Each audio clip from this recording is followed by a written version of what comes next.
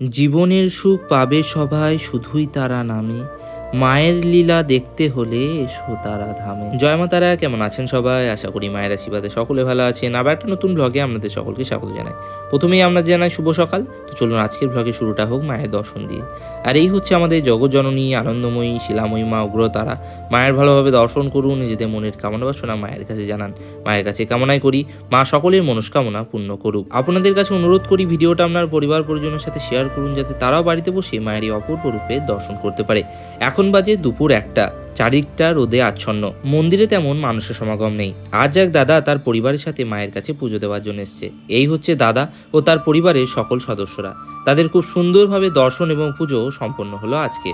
সাথে কয়েকজন দাদাও মায়ের কাছে আজকে পুজো দেওয়ার জন্য এসেছিল। এই হচ্ছে দাদারা।